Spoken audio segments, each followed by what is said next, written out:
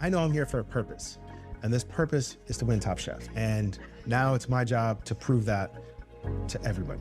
Love you, Daddy. I miss you. I love you too. Bye. A kid's imagination is everything that you want as an adult. So I'm gonna embrace it.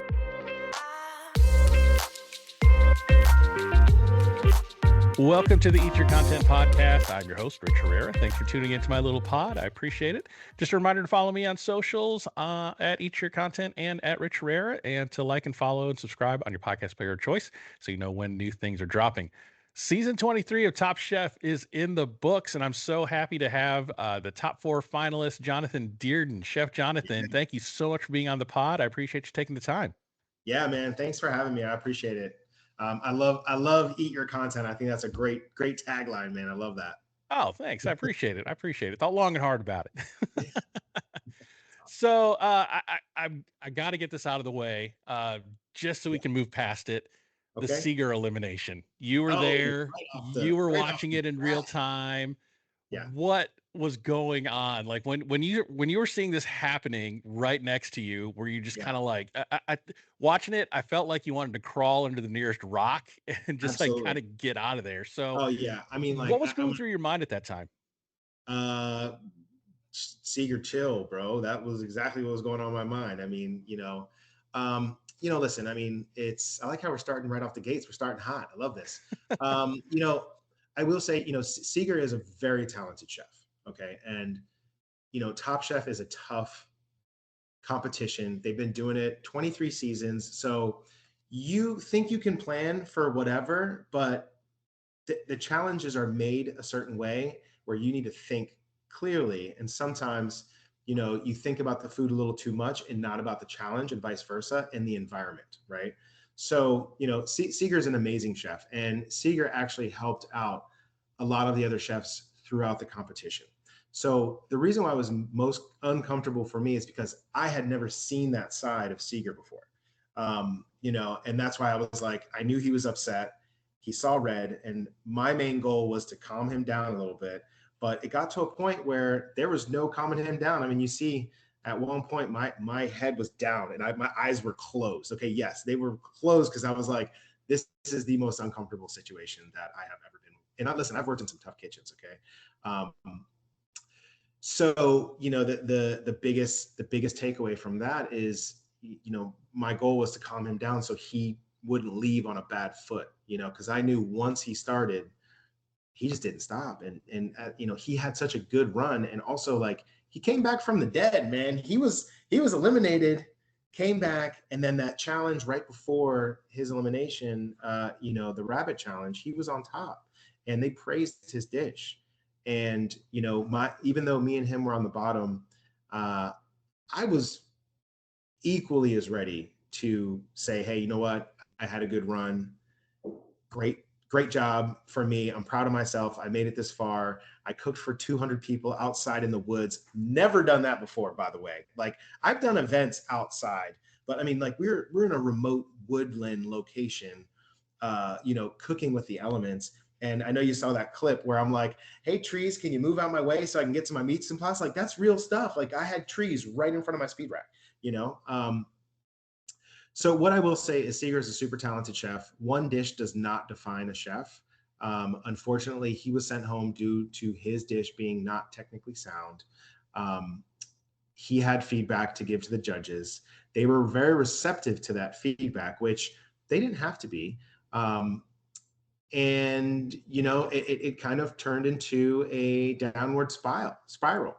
And even walking back from the judges table, the other chefs didn't see any of that stuff happening. So when we got back to the stew, Rhoda, Sherry, and Lawrence, they're kind of clueless. They're like, oh shoot, what happened? Like, I saw you guys, but they couldn't hear anything because they're about 100 yards away. And at that point I was like, okay, we did the damage over there, dude. When we get here, let's just chill out and like leave respectfully, blah, blah, blah, And that's kind of like, you see that clip of me saying, Seeger, don't go out this way, because he was still going on. So at that point, I was just like, listen, man, I did the best I could. Yeah. what wasn't shown? Because by the time they get to the clip of him reading the rules, I think he's at like full crash out mode. So Yeah, what wasn't shown that you're comfortable talking about of yeah. him Well, like in I the can't stew really. with you guys? Yeah, I can't really talk about what wasn't in like what wasn't in the final clip, right? But what I can say is that, you know, that deliberation, he was already in crash out mode, right? Me, Sherry, Lawrence, and Rhoda didn't see him reading the rules, right? That was after the fact. He had left the stew. So when we saw the episode, that's when we saw that for the first time. He was under the impression that, you know, he did what the challenge asked him to do. And what the judges explained, what Kristen Kish explained, is that, you know, when there's only four left, they're nitpicking, right? They're nitpicking, splitting hairs, and it is such a hard decision for them. And I felt that in my heart and soul because we both had good dishes. His dish was good, but he made the mistake of letting it sit out, and it had gotten room temperature when the judges had it. So unfortunately, that's why the feedback was as such. If he would have made them a brand new dish that was ice cold right out of the cooler, it might have been a different outcome. I probably would have been the one going home if his dish was on point temperature wise. Um, so you know, it's again, like, Seeger is an awesome chef, man. He gave, you know, he did a lot for the other chefs on his own accord. He helped with, we call it the Top Chef chicken stock. You know, like, we take a rotisserie chicken, we throw it in the pressure cooker with roasted chicken bones, and it makes you a beautiful chicken stock. You know, he made that for other chefs during the season. He helped, you know, significantly during the barbecue challenge. You know, where he took the role of the whole, he roasted the whole thing by himself, like, with, obviously with help, but he took the charge in that challenge. You know, he took leadership. You know, so you know, mad respect to Seeger, but he knows that I was not in agreement with the way that he went out. And you know, we're cool. We're cool now. We're all friends, and he's a nice dude. And unfortunately, the internet just sees that one side, and that's their last impression. But I assure you, he is the coolest person you could ever hang out with. Yeah, because we haven't seen that type of reaction to a judging since In a the while. early seasons of Top Yeah. Chef, right? And you know, the people that have done that were kind of edited to be the villain of the show, but you Yeah. didn't see that with Seeger. So I think that was what was so shocking Yeah. to the internet, to the Top Chef universe, was Yeah. he wasn't that during No. the season. And No. and Not at to all. watch it, like, it was almost like, where did this come from, right?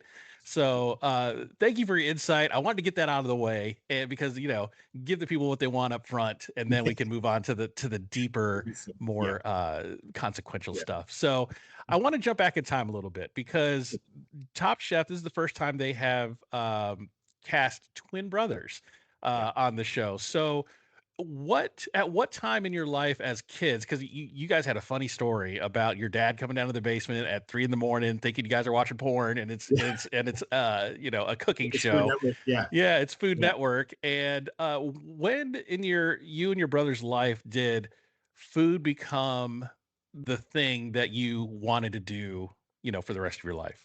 Yeah, I mean, you know, it's funny because Brandon was actually the one who got me interested in food. So again, like, that was a completely true story. We're in the basement, we're staying up past our bedtime, we have school the next morning, we're watching TV, we shut it off real quick, and you know, like, what are you guys doing? And he turns it back. You know, back in the day, like, when you turn a TV off now, everything's like on demand. You know, we had cable, so whatever you turned off is going to turn back on.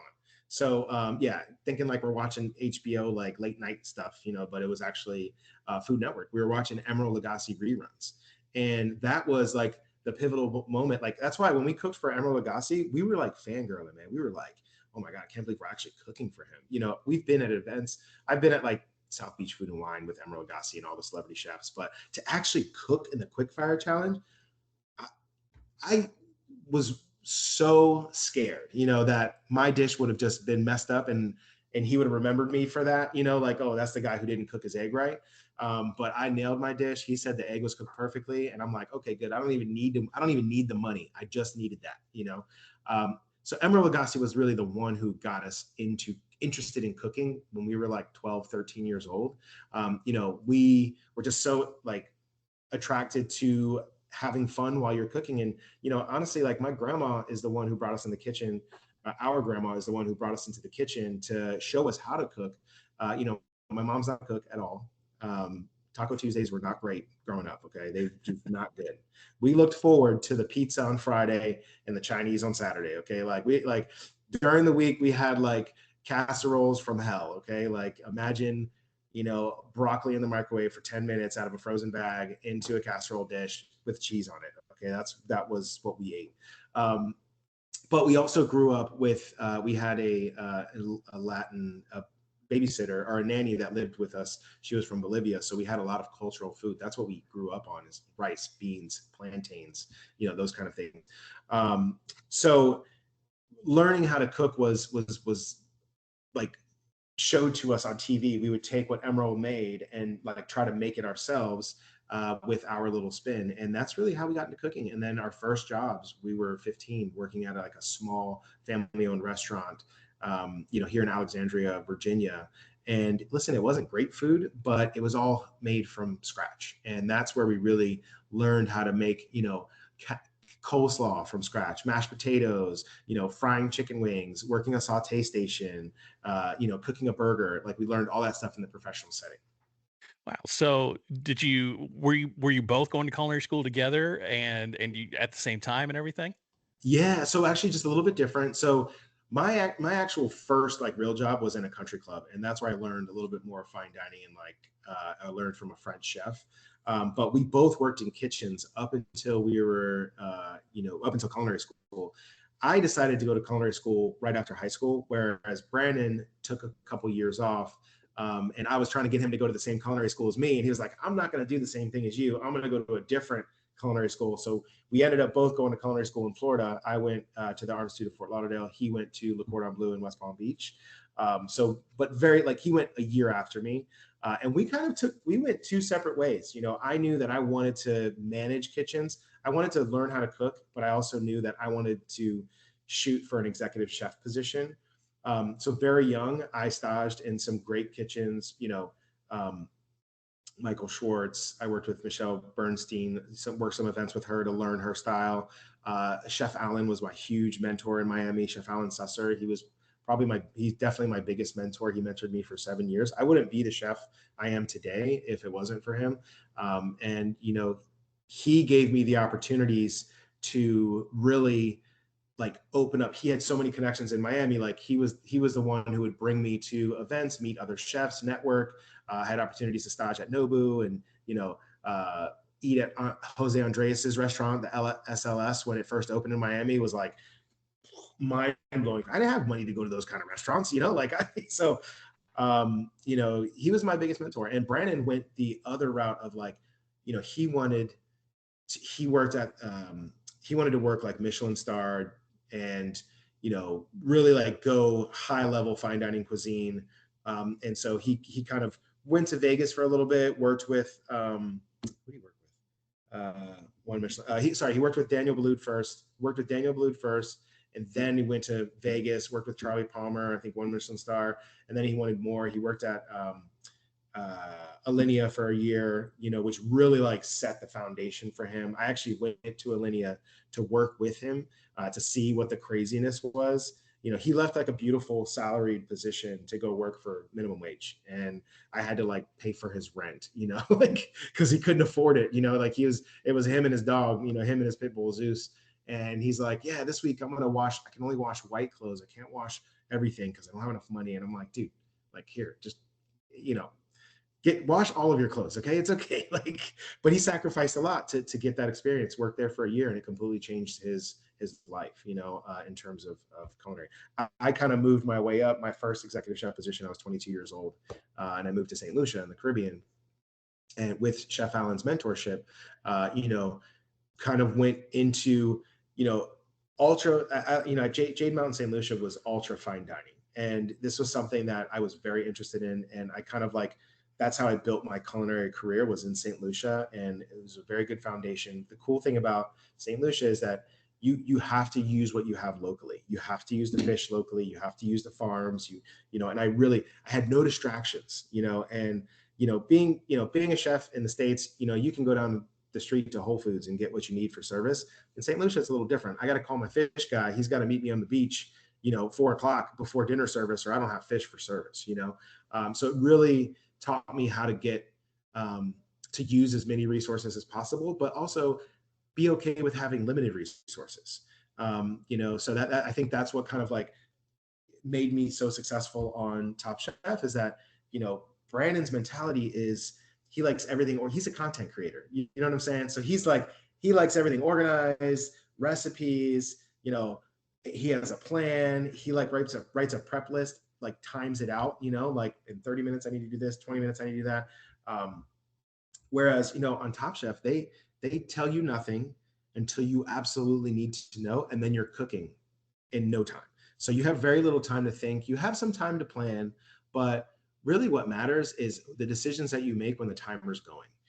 That is what matters. Nothing. You could be the best chef of the world. You can be Michelin star training, boom, boom, boom. But if you make a wrong decision, you do not have time to fix it, right? Or you need to have that skill set, that raw talent to be able to pivot and make something that will get through, Yeah. like, So it sounds like you learned a lot of resourcefulness in your culinary background, and working with limited ingredients or having to pivot. So that came in obviously really handy for yeah, you on Top Chef. So, but before we go into Top Chef, though, this isn't your first toe dip into no. competition cooking. You were on Chopped, you were on Beat Bobby Flay. What was it about competition cooking that made you want to go, yeah, I want to try that? Yeah, I mean, I've always loved being on camera. My first, when I got the opportunity to be on Chopped, I absolutely loved it. And it's kind of one of those things that everybody says you have to do it. If you're a chef and you kind of want to get out there and put your name out there, you got to do Chopped. Just apply for it. They actually reached out to me. This is back in like 2019. I auditioned for it. And when I got selected, I was like, oh my God, this is awesome. They came to my kitchen, they filmed me in my kitchen. And then I went to New York and filmed for a day. Didn't make it. I made it to the dessert round, didn't win. And I did too much. That's really what it came down to. My, dessert was just too much. It had no like through line to, what the challenge was, and it didn't really have a story. And but anyway, but being on camera is one of my, favorite things, and actually I was just on, I do local news here in DC and also in Philly pretty often. I'm like their go-to when they need to throw somebody in there, last minute. I'm like, yeah, I'll make some guacamole. But Beat Bobby Flay was really cool as well, because, that was, you get to do your own dish, and that's the focus of the challenge, is Bobby has no idea. And you get to like battle somebody in the first round. So I made it through, and then I went against Bobby, and yeah, he beat me. He was on a roll that day. He was like, they said, like, because he films, like multiple shows in a day. And he was on a streak. He was on like, 6 in a row, and I was like the 6th one. And I'm like, well, dang, man. But that cool, like, being on camera has been one of my like biggest passions, and unfortunately I'm not on social media as much as I should be. And that's one thing that Brandon is like, when we were on Top Chef together, he's like, dude, you gotta post. You have to post when you get off, and push your social media a lot more. And so that's kind of like what I've been doing. But I love competition cooking. It's, at the end of the day, it's just food, but I love the challenge, because in a regular kitchen setting, you'll be in the middle of service and a line cook will be like, hey chef, I have no more potatoes cooked for the hash. And then you got to figure out how to make, you got 3 orders on the board, and like that kind of stuff. I hate it in the moment, but being able to pivot and like, okay, either I tell this guest that I don't have it, or I try to make something that will, be good enough to serve, and yeah, man, competition cooking is my thing. What lessons did you take away from being on Chopped and Beat Bobby Flay that you were able to translate into Top Chef?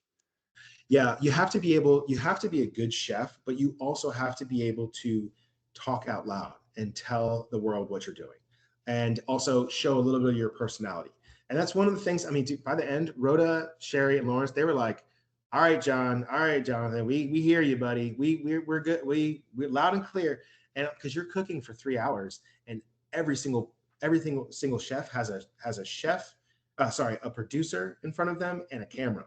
And they're trying to build stories and get interaction between, otherwise you don't have a TV show, and you have to understand that part. You know, like if you just go in there and you're like head down, not talking to anybody, no personality, that's how you're going to come across on camera, and that doesn't make good TV. So they're, you know, they're totally on your side. They ask you, you know, questions. You know, you need to engage with other chefs, ask them what they're doing. It's like that Whole Foods run when when Rhoda took that $10,000 from Sherry, man. Sherry was mad, okay? And I'm trying to lighten the mood, and Sherry's like, dude, I knew it too. And I was like, I don't want to do it. I don't want to do it, but I'm gonna lighten the mood a little bit. And you know, I made a stupid comment like, oh, Sherry, you cooking rabbit? Like, duh, we're all cooking rabbit. You know, but it's like one of those things to kind of like, okay, the past happened. I know we're mad right now, but guess what? We're still gonna have to cook, right? Like it's gonna be another day. And it was the first time she like really, she's like, Jonathan, not right now. I'm like, okay, all right, bye. I'm gonna go. You know, I'm gonna go mind my business.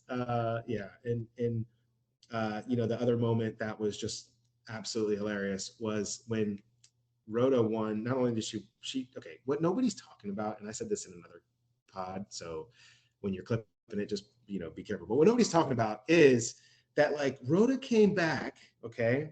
Yes, she was on the bottom. Okay. She'd made a shitty dessert, 4 hours. Good. She came back and took everybody's lunch money, dude. Like she took all the quick fire cash that was available to us, sweeped it, right? Starting with Sherry. But when we got to the Tom one where it was like not the mise en place, but the recreate the dish that he made, that was next to impossible. Like we were all shooting in the dark. We all asked a bunch of bullshit questions. Nobody was paying attention. Everybody's like, I just want to get this thing done. But I was after that, I was like, anytime Rhoda asks for something or a question, I'm like, yeah, for the small fee of $2,000 provided by Wells Fargo Quick Cash, I will do that task for you. Like, especially when like the cabbage roll situation came up, she was, you know, like saying, oh, I got to roll these 200 cabbage rolls. And I was like, share, Rhoda, I got you. Hey, just, you know, just pass me $10,000, you know, provided by Wells Fargo, quick cat, you know, whatever, cash back rewards. And she's like, it just became like this ongoing joke, you know. And that was when I pulled that, like those two trays, 2 hotel pans apart. That was part of it too. I was like, I'm here for all your strongman needs. I just want 10%, you know, give me 10%. So That's funny because you were the jokester of this particular season, and it was really hilarious to watch you. Do you have that much fun in the kitchen in your restaurant as you do on TV? Yes, I am. You know, and with guests too. I mean, you know, I am just at the end of the day, like I went through when I was in my early 20s, the pressure and the stress of being a young executive chef. I was 22 years old. I was creating menus. I was training a team because in St. Lucia, there's no culinary schools. So everybody has to be trained, you know, up to a certain point. There's not like, I can't, you know, and there's only a small amount of restaurants and hotels and things that, you know, you can pull staff from. So I was training a team to do the food that was new to Jade Mountain, St. Lucia. So, it took a lot of time. It took a lot of energy. And then I had to deal with, you know, the manager who was like this old French dude who, you know, would discriminate me for my age. He's like, you're young. You don't even know what you're doing, blah, blah, blah, blah, you know, like, and deal with that aspect of things. So it stressed me out, you know? So I was the chef who was like always stressed out, drinking 16 espressos a day, working very long hours, trying to prove myself, you know, and I sacrificed a lot of my 20s to be that way, you know, and then my first son was born and I did a complete 180, sorry. Yeah. My first son, Nathan, was born 2012. That year was a huge year. You know, 2012, I cooked in the James Beard house. I did another James Beard fundraising event. I got a huge promotion where I went from overseeing Jade Mountain to then overseeing both properties and Chastity and Jade Mountain. And then boom, at the end of the year, my son was born, right? And being a first-time father was just a completely, you know, like being are you a father? Do you have kids? Oh yeah. Yeah. Like there's no manual, right? You can buy books and you can do all that thing, but you know, like the truth comes out when the baby's here. being with my wife through her entire pregnancy, and it was just like going through changes together. Like it was just crazy time in my life. But my son was born, I was like, you know what? None of that other shit matters, right? Like, and family is what matters, right? Like at the end of the day, family is what is important to me. And that's why I completely changed. Instead of being this like high level, stressed out chef all the time, I'm like, you know what? And listen, I wasn't like mean, but I would take things very seriously. If somebody didn't have their station set up by the time it's supposed to be set up, you weren't set up. Like the way Brandon yelled at me when I wasn't set up on Restaurant Wars was the way I used to be. Like I was that, just like him, in that respect. And then, I changed, my mentality changed. Like, hey, we're just cooking food. We're just doing things that we love to do. Let's cook happy food. And so the other thing is like being in a restaurant is stressful. So I want the staff to feel, my staff, I want them to feel comfortable, like they're in a safe space. They're not going to get yelled at. They can come talk to me anytime. And my staff, like you could literally call one of the restaurants and say, hey, how's Jonathan? Is he a cool chef? And I'm pretty sure they could, I vouch that everyone would say, yeah, he's so cool. And I've never seen him mad, and it's very hard to maintain composure when you are mad as a chef. Like if I see a dish that goes out, that's their dish that comes up on the window, that's not right at all. Instead of like taking it and throwing it in the trash, I say, hey, like, what would you think is wrong with this dish? And then we talk through it, right? Versus, hey, this is crap, this is shit, throw it away, start over, right? The mentality has shifted so much for young cooks and professionals that, being a leader, and Chef Allen taught me this, he used to say it like when I was younger in my early 20s, he would be like, hey, like you can't go in the kitchen guns blazing. You need to be a leader in the kitchen, teach people the right way. Don't just fire shots and missiles at everybody because they're doing something wrong. Teach them how to do the right thing and teach them to want to be successful. And that's how you're going to get the best out of everybody. And that's, and I'll tell you this, the reason, and listen, the first quick fire challenge, the reason why we won is because we were a team. And Lawrence had his place, Jen had her place. We all had our specific things to do. And I don't want to say like I was leading the charge, but when I noticed that things were starting to fall apart, like Jen's hush puppies weren't coming out correct. Cause like, listen, she's made hush puppies a million times, right? Like I totally trusted her with that. I'm like, absolutely. You make the hush puppies. We're on Top Chef, man. Okay. Not everything's the same. You're not using the same flour. You're not using the same onion powder, garlic powder. You're not in the same kitchen that you've always made this recipe in. There's different things. So when she's like, hey, this isn't right, like I need help with it, boom, I'm like, all right, let's roll. That's where I succeed. Give me the ball with 5 seconds on the shot clock. And listen, I might not be Curry, but I'm gonna make it. Okay, I'm gonna hit the rim at least. I'm gonna hit the rim. But I'd say that's a lot of the reason why we won, because nobody knew each other. The other chefs, they all had a goal. They're all doing different things. They're not really communicating, and their dishes didn't really come through. And our dish was executed perfectly, and that's why we took the W, man. And I was so glad I got the first one, man. That's bragging rights for the rest of my life with Brandon, because he's Kristen Kish asked, Kristen Kish, that was a very pointed question. Who's the better chef? Mm-hmm. First question of the day, okay? Like first question of the day. Brandon raises his hand up, and I knew he was gonna say it. He's like, me. Okay, all right, let's see what's gonna happen. Like let's see, bro. So when I was walking past him with this hush puppy, I was looking at him like, yeah, got you. Game over. That's what we in the TV biz call foreshadowing. Yeah, exactly. I was foreshadowing it, man. Because I knew everybody was gonna do a cold dish. I knew it because you could hear him go for the fish cooler, go to the get cold. We're gonna do a raw dish. We're gonna do an aguachile. And I'm like, no, we're gonna do something ballsy. Like let's serve the judges some hot hush puppies on this 96-degree day with, I mean, the sun was beating. There was not a single cloud in the sky. Okay.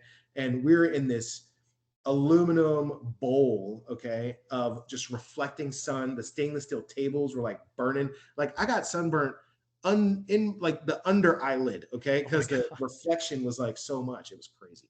That Sure. is Good time. nuts. That is nuts. So Top Chef comes calling. Was the intention for you and Brandon, did you talk beforehand like, hey, if we ever go on Top Chef, we want to go together? Or Yeah. was it just like may the best twin get on and then Top Chef got the idea of putting you together? We wanted to be a package deal. When Brandon got the call, he's like, I, I would not hold it against him if he wanted to just go by himself. But the impact that it has with us together, because of the uniqueness of the situation, we're identical twins. We are both professional chefs. We are both successful in our career. We're both very good at what we do. Two different styles. We went two different paths. But to be on that platform together, no matter who made it the furthest, we both are considered successful, because when people see me in the street, they're like, I remember you, you're the twin. You're the twin that was on Top Chef, and that happens more so. Nobody like comes up, like people say, oh, which twin are you? But it's always associated with a twin, so, and that I think has more pull than an individual competitor, right? So Yeah. So when everybody goes on Top Chef, they're away from their family for, 2.5 months or however long it is. yeah, For you and your brother being on the show together, did it mean more having family? I know you each missed your individual families, but knowing that you had somebody there yeah, that you could count on and that had your back and you didn't yeah. have to build that trust with that person, Let's did it make it a little bit easier being on the show? Yeah. So I'm gonna say one thing. Let's not get it twisted. Brandon did not help me at all, one little bit. Okay. He He's after I competitive, huh? Oh, he's very competitive. We're both equally competitive. I mean, we've been competing since birth, man. Like, from the womb, bro. Like I was born 20 minutes after him because I was stuck and I had to fight my way out. Like that's a true story. Like a true story. And but anyway, Brandon, he after I won that first one, he's like, oh man, I'm coming after you, bro. He's like, and the thing is my weakness is like desserts and pastries and things like that. That's his wheelhouse.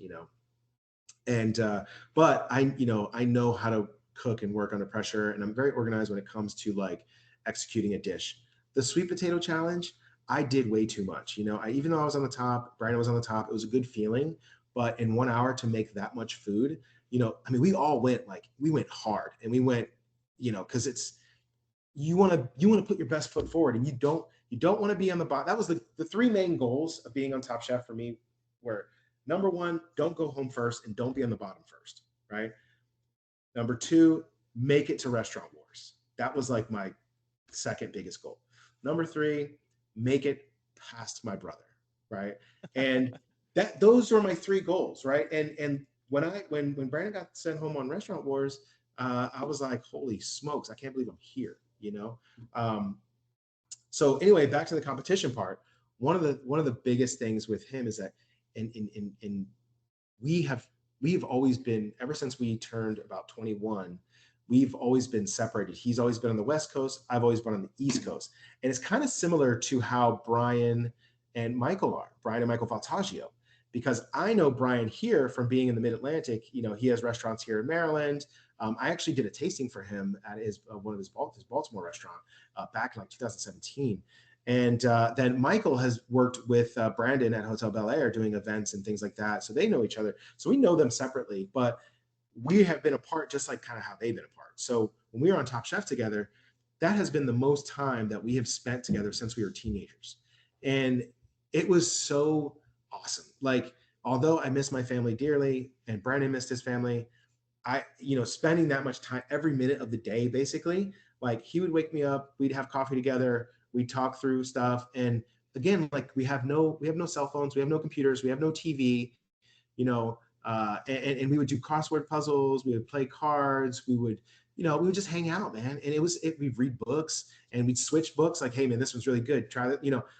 That was worth more than any dollar amount, because that's how we grew up. We spent every single day of our lives together.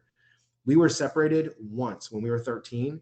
That was it. We spent every day of, we were separated for like a week, and that was it, like, so we grew up with each other, and then now we're away for 20 years because we're both living our lives. We come back, we're on Top Chef together. It was a really cool experience to hang out with him. And he's a coffee fanatic, so he like pulled me an espresso and he'd be like, yo, bro, try this. Like, and I've had lots of espresso, but like he's like upper level craziness.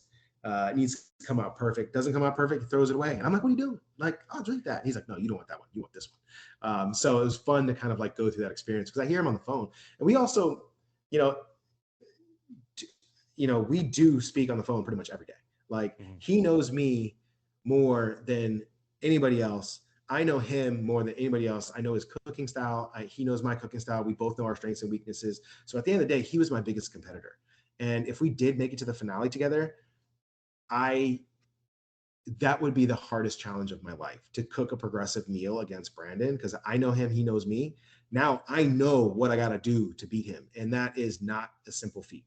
It's not. He is a very talented chef. Yeah, yeah. I could imagine like if you were both in the final having to do that. It was almost like those movies where you see like in Gladiators, like brother versus brother, fight to the death kind of thing. That's what it would be. I would pretend he was. I would honestly pretend that we were not related. Wow. Yeah, you'd have to. I'd have to get in that headspace. I'd have to be like, I don't know this guy. And at the end of the day, like, I did partake in the finale. So the amount of pressure that goes on, you have access to whatever you want. You have 5 hours to prep, and you have another 3 hours to finish prep, and then the next day finish prep, and then do your dish, do your menu, and it's only 4 courses. And so it's a lot of time, but the expectation is so high. So if I had to do that with my brother, it would be a super like a high level challenge. Yeah. So when you came back as a sous chef and cooking without the fear of being eliminated, did you feel that the pressure was off, or did you feel more pressure not to let Lawrence down? Yeah, I felt more pressure to, not let Lawrence down, because Lawrence is very skilled and talented. Lawrence's food is different than Sherry and Rhoda's, a lot different. Yeah. So I wanted to support Lawrence in the way that he needed the support. So I had to take my chef brain. I had to shut my chef brain off, take his lead, and I haven't been a sous chef in 22 years. You know what I'm saying? Like, so I just did my best to be a very good line cook, very good support to him, to make sure we stayed organized. Also, like, they go out there and they talk at the judges table for 20 minutes. You've got to have that next course ready to plate. Like it's not, if you're late, you're late, and it's not, you don't want to be late. So, I did the best I could with supporting him without, my chef, I run kitchens, man. I run kitchens. I'm the guy that, I'll send the recipes to the executive chef, and I come in, they have it meased out, I demo the dish, boom, boom, boom, bang, done. So prepping a menu like a sous chef or a prep, without prep cooks, without cooks, this is, I do it, but it's not something I do all the time, right? Yeah, yeah. So there's a couple of dishes that you made that stood out to me that I want to talk about a little bit. Yeah. So one dish was the fishing challenge, and you guys get back and everybody's making like, steamed or broiled fish, and you are coming out with a fish taco. When I heard that, I was like, well, that's one way to go. I mean, because straight up.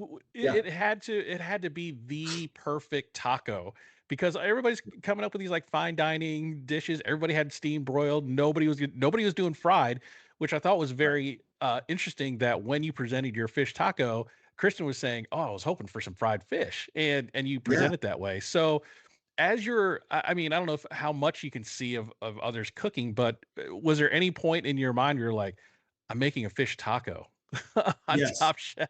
Yes. Oh my God. It was, so here's the thing. And this is what I want to, as you progress further along, you need to do what is natural to you, right? What you feel comfortable with.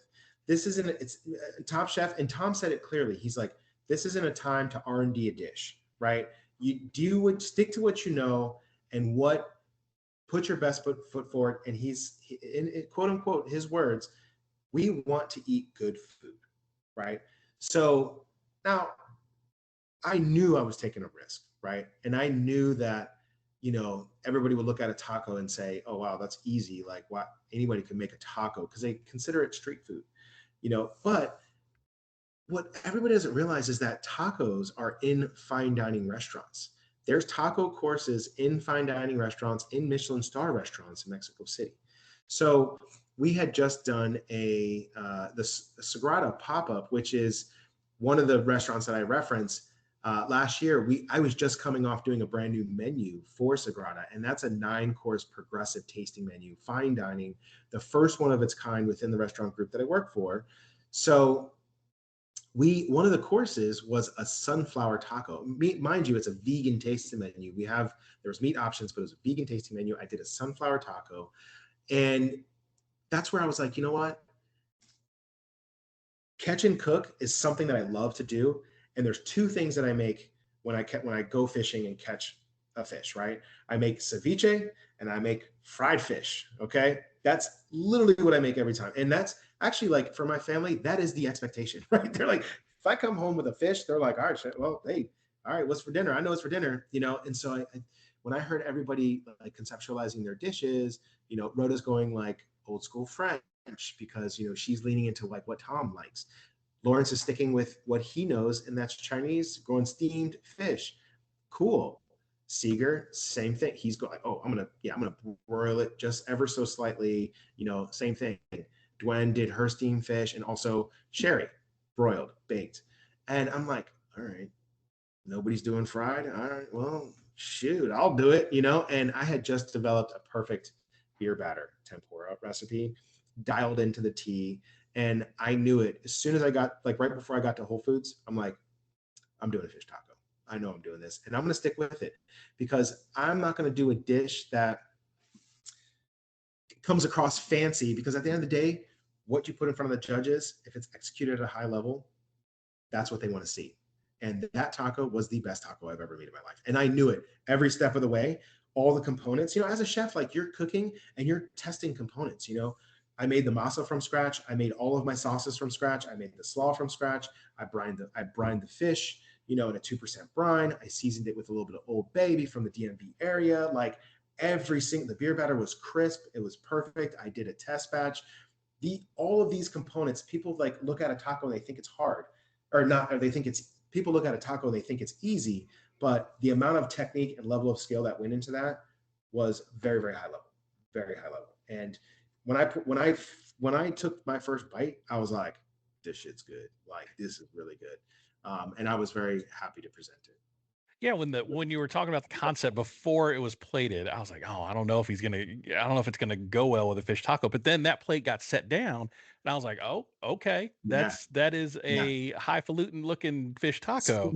So I mean, good with going with your gut instinct and going kind of against the crowd to stand out. I mean, it really paid off for you there. The other dish that I want to talk about was the one that sent you home, unfortunately, which was Yeah. that pumpkin bread dish. Yeah. I mean, it was very playful, it was very whimsical. But before we get into that, you said something in your confessional, and this also that I love when Top Chef does is like they foreshadow like, oh, I'm really good at this, and then you get sent home for it. But when you were in your confessional, you said your restaurant group has this tasting menu where it's a culinary journey through the psychedelic mind, Yeah. and you said it so fast, I was like, wait, what? And I rewound it because I was watching it on Peacock. I rewound it. I was like, the culinary journey. I was like, take my money. That sounds Yeah. fantastic. Tell me a little bit about that first, Yeah. and what concepts that the psychedelic mind tasting menu had coming into that particular dish. So high level, our owners, Michael and Jason. Jason is more of the operational. He runs the restaurants. He's very involved. Michael is more of the visionary. He does all of the designs for the restaurant. He chooses all the plates, the silverware, the designs in the restaurant, and everything. Michael wanted to do something different, and he wanted to activate one of our larger restaurants. It's 2 levels. He wanted to activate the top space, and he came back. Listen, Michael's never done a drug in his life, okay? But he went for medicinal purposes and, like psychology reasons. He did what is called a journey, and people do that. It's, you go in the woods for 3 days and take a bunch of mushrooms, I guess, and have spiritual situations. So he did like a managed journey. And so he came back with this idea of like, hey, why don't we come up with a culinary concept that nobody's done? And mushrooms are illegal in DC, 100% legal. But he's like, why don't we pair food with the experiences the levels that you experience in the psychedelic journey? Now, we're not feeding anybody any psychedelics or psilocybin at all, right? That's illegal, right? But every course is a specific, we call it chapter, of the psychedelic journey. So, for example, you start off with the ingestion of the mushroom, which I made like little mushroom tarts and little, mini sopes with a corn puree and caviar and, all of that, just like fancy fine dining food, but everything reverted back to mushrooms and, or psilocybin, right? And you'd go to the course where, like, for example, like when you start seeing stuff, all the fractals and the colors, and that's where we came up with the sacred geometry course, which is a tweel that looks very vivid and it's black, but then there's like this beet, this beet salad under it, like beet tartare basically, with the avocado mousse. So it was very playful, but it was like that, you knew that, okay, this is where I'm starting to see shit, Anywho, so then we had just changed the menu, right before I went on to Top Chef. We changed it for the seasons. And the challenge was like to use a vessel to present your food. And we actually, those Buddha hands, we actually use those for buñuelos in the restaurant, right? But you can't really eat off of it, right? So this had to be something where you could actually eat off of the vessel. And a lot of them weren't designed, to eat off of, right? It was unconventional vessels. I had originally picked the purse because I was going to plate something with like some edible dirt, but it was too deep, and it was like, how am I going to incorporate that? And then when I saw the pedestal, I was like, okay, this might work. Where I came up with the pumpkin brioche was, I can't even begin to tell you how many different ideas I had. I was looking at my journal the other day, and I mean, I had about 12 dishes that I wanted to do. I had 3 shopping lists. And I remember speaking to Rhoda in the car, like, Rhoda, I really don't know what I want to do. My head is all over the place. We just did Sagrada. It's 9 courses. I could do any course from that.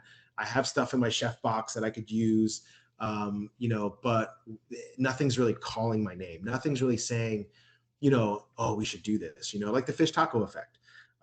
So I actually had the shopping list. I had everything ready. When I got to Whole Foods and I saw that pumpkin, I saw the pumpkins. That's what I call them, the pumpkins. It was immediate. I was like, oh, wait, I'm doing first course. So let me do a first course. You know what? Nobody really takes bread service seriously anymore. Let's put bread service on a pedestal. Oh, let's put pumpkin on a pedestal. Boom, pumpkin on a pedestal. And I was like, boom, that's it. And, when I had the idea, again, last minute, right when I got to Whole Foods, I had no clue what I was going to do. I had a list. I was just going to shop around and look for stuff. That's how I roll. I like to go to the farmer's market with no ideas at all and be influenced by what I see, feel, and touch. That's me, right? Like, every time I went to Whole Foods, I would go to the meat section and see what looks good, right? And that's where I make my dish. So do the pumpkin brioche. Now, listen, it is not easy to make brioche on Top Chef, okay? Everybody thinks, oh, he made bread. Like, no, it's not just bread, right? It's an enriched dough, it's brioche, and you're making on Top Chef. Also, you got to realize that we're prepping in the Top Chef kitchen, and then everything's being transported over to the kitchen that we're going to cook and execute our dish. So I had first course. I was first to go. I wanted to do, bread service. And the idea, that idea of pulling that pumpkin off and having the compound butter in there, like I ripped that off from this chef like in Austria he serves like venison in like venison tartare. He serves the whole antler of the deer. And then he's like, he hides the tartare like in the antler, like he carves a part of it out. And he's like, oh, here's your first course. And he scoops it out, puts it on their plate. That was my inspiration for that. I'm like, oh, well, I can just carve out the pumpkin, get it, carve the pumpkin, and, nailed the compound butter. I made 3 different brioche batches, just with different hydrations, because you never know what's going to happen. So I needed to have a backup plan. Otherwise, I had no dish. And the other things that I was thinking about, they wouldn't eat properly. Like if you have to sit here and you're eating with like you have it in front of you and you're trying to eat from it, it would just be weird. So that's where that idea came from. The brioche was executed perfectly, and I was so happy about it. And it fit. I cooked it at the perfect time, and I put it in the pumpkin at the perfect time, so it didn't steam out. And it fit the pumpkin perfectly, so it looked like the brioche was baked in the pumpkin. And then you pull it off. I mean, you saw everybody's face; they couldn't believe their eyes, And that to me, that was worth everything, even though I didn't win it, And I knew that I took a risk of going home, But what I had learned from the previous challenge is that if your dish isn't technically sound, you're on the chopping block. That's what I learned from the previous challenge.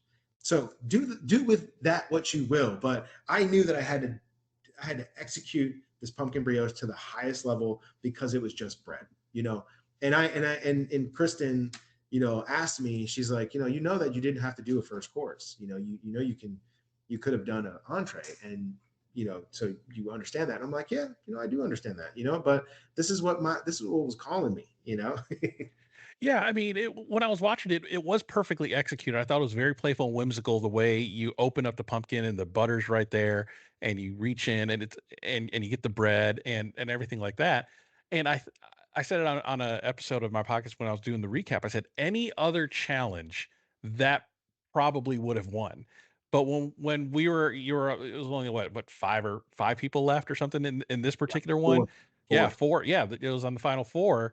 I was like, at the end of the day, as perfect as it was only bread compared to what Yeah. everybody else did. So, do you feel like you were? I mean, the reason that they said that you were eliminated was there was a disconnect between the serving vessel and what you served. Yeah. But do you kind of, in hindsight, watching it back, do you feel like, oh man, maybe I should have done something a little bit more, or what's your kind of hindsight 2020? Yeah. What's your thoughts on that? Yeah, I mean, listen, I could have done a upper, a fine dining dish. There was a lot of ingredients available. My problem as a chef, I'm a jack of all trades, master of none. I don't lean into a specific cuisine. I love Mexican cuisine. Caribbean cuisine is my wheelhouse, but Caribbean cuisine is a melting pot of 7 different cuisines. So my biggest issue is my brain goes crazy when I'm coming up with a dish to execute. And when your limitation is the vessel, you really want to, my goal was to really highlight that vessel and its final presentation. And I think out of all of the dishes that were presented, mine was the coolest. It was the coolest. And yeah, I didn't use, expensive protein or make a bunch of sauces and vinaigrettes or, what have you. But when you get to a point in the competition where you can't do too much. If you do too much, that's too much risk, and you're gonna fail. I mean, it's if there's too much going on your dish, if it's too busy, they're picking it apart. And my goal was, I don't want them to pick this apart. I want them to be like, damn, this was really good, and I might have a chance to make it to the finale. And then once I get to the finale, all bets are off. I'm going hard, and because I had a bunch of tricks up my sleeve, but I didn't want to get too much in my head to where that would have got me sent home, and I would have missed a technical error. I would have missed a technique somewhere. Yeah, yeah. So let's talk life post Top Chef. How has life changed for you since being on the show? How has the public responded to you as you are walking down the street or you're cooking at your restaurant? I mean, it's crazy, man. When the show first was announced and I was announced, the feedback was phenomenal. Everybody was just like up in arms. And, after episodes started airing, there wasn't really anything, right? It was like, oh, cool, he's on Top Chef. That's cool. But there's 15 other chefs, right? Then once Restaurant Wars happened, and that's where like things get real, where you're like, okay, top 8, we're in single digits. Like, there are Bravo fans and Top Chef fans everywhere. Okay. You can't hide. Okay. You're not hiding. So because I work in DC and I walk the streets like a normal person, people come up to me all the time, every single time. There has not been a time where I have walked from point A to point B without somebody noticing me and saying hi.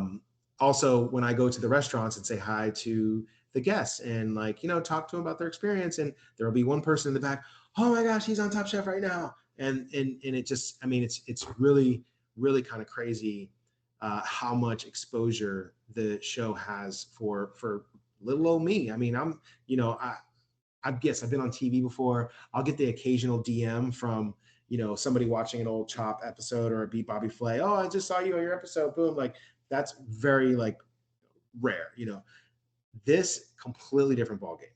I'm getting DMs every single day. I'm, getting stopped in public all the time.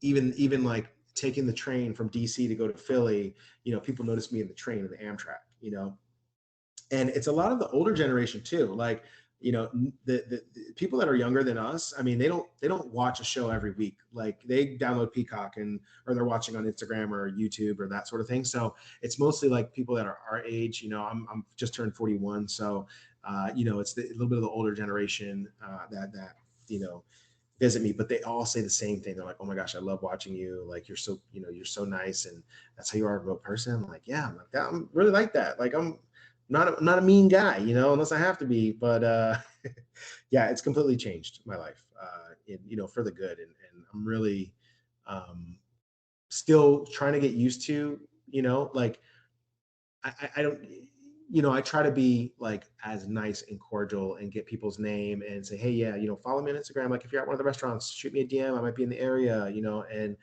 making those connections for people because they really truly look at you like a celebrity, and I'm not like a celebrity, but that's how they feel, so I try to, I kind of like, I'm not like The Rock, or anything like that, but I try to make people feel validated, and like if they're sitting in the restaurant, I'm very truly interested in what they have to say, and everybody has their own perspective on the show, and kind of hearing that feedback is really cool. Like I stay away from comments sometimes. I stay away from Reddit.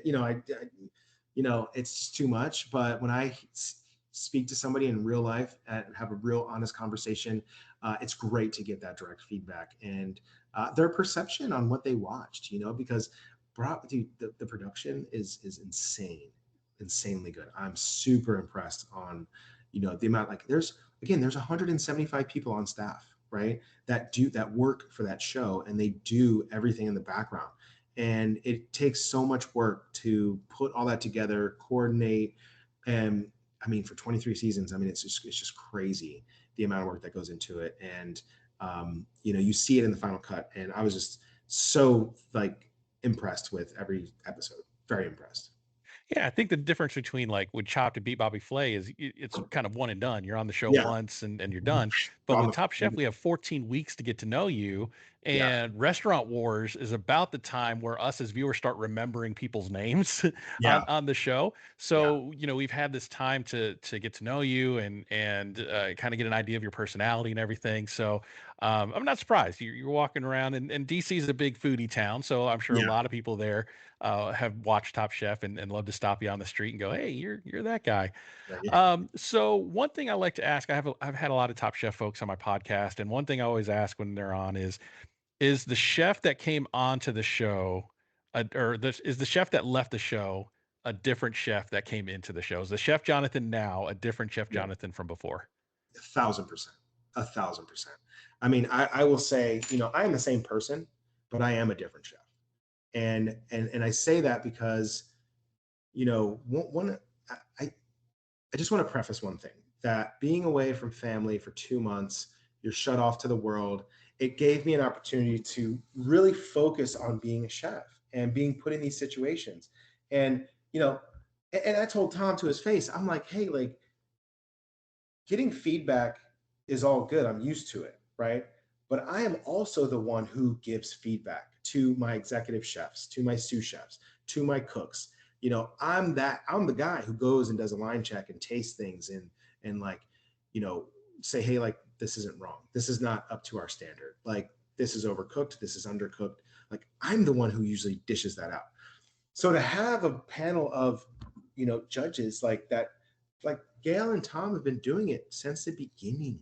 So learning from them and their perception, and Kristen's involvement in her perception, because she's bringing like new fresh energy to the vibe, like, and nothing against Padma, I love Padma, but my experience with Kristen Kish was amazing, and also Tom and Gail. Like, and I have a high level of respect for everything that they do, because it's a tough decision, to send somebody home, and especially like Kristen's been there before, right? Mm-hmm. So she felt it the most. Like when I saw the clip of her crying in the finale, I'm like, hold it together, because I felt that, I felt that I was there, right? I was there. I didn't see that part. So, but I felt it, because that's coming from a place of, I've been where you're at, and I know the emotions that you're going through, and I think that is the most real thing, because at that point when we're on the finale, we're all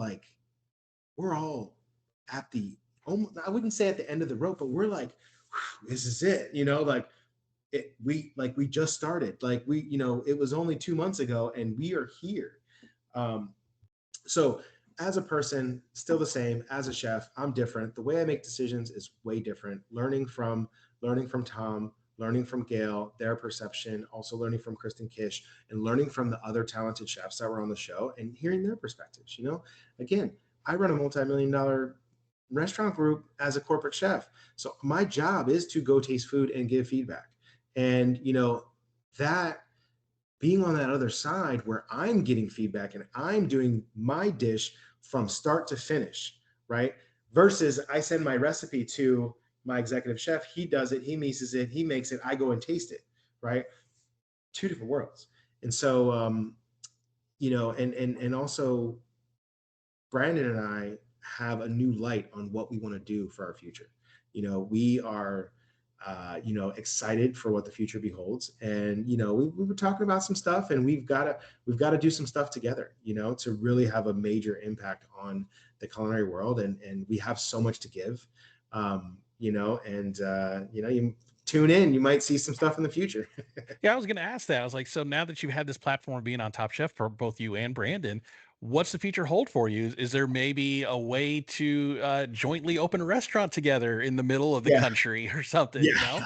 So what new goals are you working on that you Yeah. didn't have before Top Chef?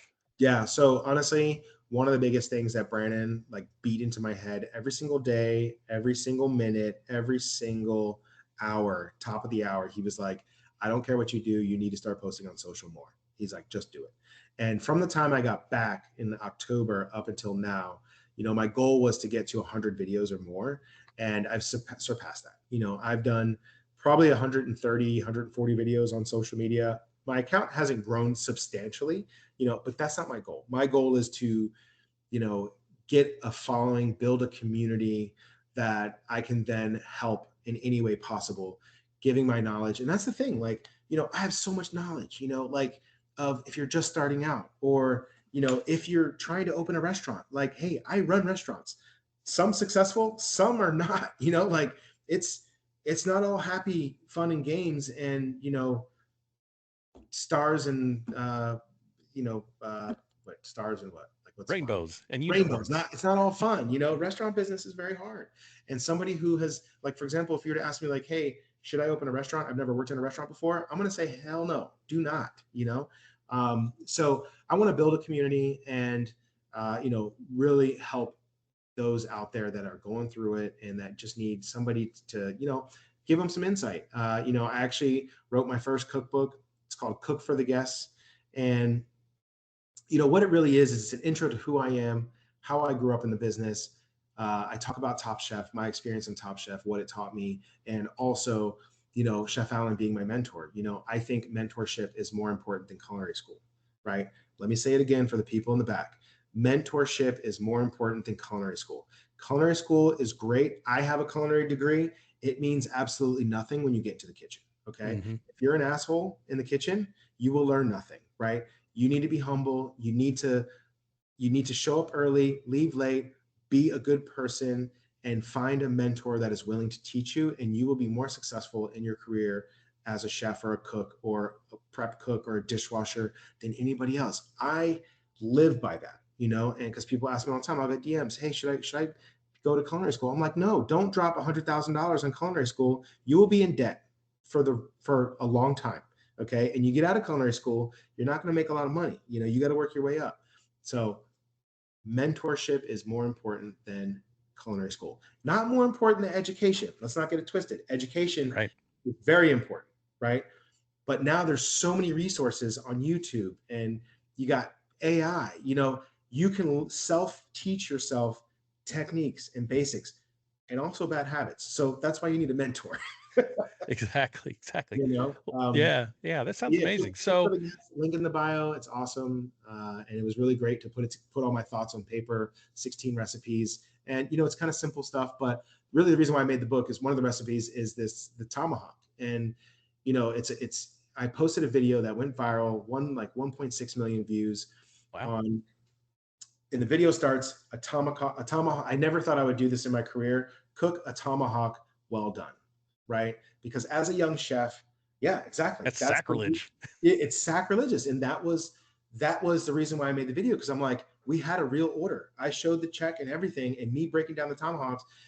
That thing took 45 minutes to cook, right? It was well done, but you know what? It was the best well done steak that person could have. Because at the end of the day, I'm not cooking for myself. I'm not cooking for my ego. I'm cooking for the guests. Mm-hmm. And that was really the reason why I made the cookbook, because I know that there's home cooks and there's chefs out there that think that way, because I thought that way, right? And if you're not ordering at mid-rare, I'm not cooking it for you. I used to be like that, but at the end of the day, like, if that's the way a person wants their steak, that's the way they want it. And I mean, it went crazy viral. And we used a reverse sear method and cooked it perfectly, and it was well done. Yeah, it took 45 minutes, but I went out, I talked to the guests, and I was like, hey man, like, just want to confirm first. We're going to cook this thing well done. I was, and I asked, I was like, I want to just let you know that it will take 45 minutes to 50 minutes, because we're going to cook it right. And he's like, you know what? I appreciate that. He's like, I was expecting you to come out here and yell at me for spending $150 on a steak well done. But he's like, I just can't eat it with any bread in the middle. And I'm like, hey man, all good. I'm here to cook for you, and I want you to enjoy it the way you want to enjoy it. Because guess what? At the end of the day, you're paying for it. Yeah. So speaking of social media, let's take a second. Where can people find you on the socials so we can start building up that community? Where can people find that book that you're just talking about? And give you just a couple of minutes here to shamelessly self-promote. Shamelessly self-promote. Well, it's Chef Jonathan Dearden on all socials, TikTok, Instagram, and YouTube. The cookbook is linked in my bio on TikTok and Instagram. I am building a YouTube channel, so if y'all could go over there and hit subscribe, that would be fantastic. I've got some fun videos coming your way. I am a professional chef, so I do have a job, and I'm trying. But I'm building this YouTube channel. I'm going to do a series of recipes that are in my cookbook, and also, really help anybody who wants, who's cooking at home, that wants to learn how to properly cook a steak. That is my goal. And so follow me at Chef Jonathan Dearden on all handles. Awesome. I'll link it in the description below, so you make sure you click on all of that. Last question: is there a dish that you made on Top Chef that you're going to try to get onto your menu now? It's already done, baby. Fish taco. It's taco on the menu. Yes, nice. Sir. So the fish taco is at all the Mi Vida locations. The fish taco is on DC and Philadelphia locations, but it will happen soon in the Virginia Beach location. So fish taco, baby, it's on the menu. Mi Vida, check it out. Just like Top Chef? Can people expect that same level of plating? No, it is plated a little differently for volume. I'm not plating every single one individually, but it has the same ingredients, same recipe: avocado salsa, tartare sauce, a cabbage slaw, and it's a beautiful, beautiful homemade corn tortilla. Man, that sounds amazing. That sounds great. So guys, just a reminder to follow me on socials at Rich Herrera and at Eat Your Content. Make sure you like, subscribe on your podcast player of choice. Chef Jonathan, Thank you so Yeah. much for your time. I love the stories. I appreciate you opening up and talking to me about all kinds of different things. I thought it was a great episode. Thank you so Yeah. much for your time. I appreciate it. Yeah, Rich, thank you so much, man. It was awesome.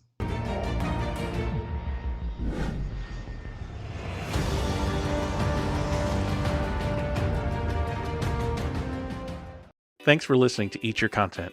If you like what you hear, please consider supporting the podcast through my merch store on TeePublic. Get great quality items like t-shirts, hats, mugs, and more, all sporting the vibrant Eat Your Content logo. Go to teepublic.com/user/eatyourcontent for more great items, and thanks for your support.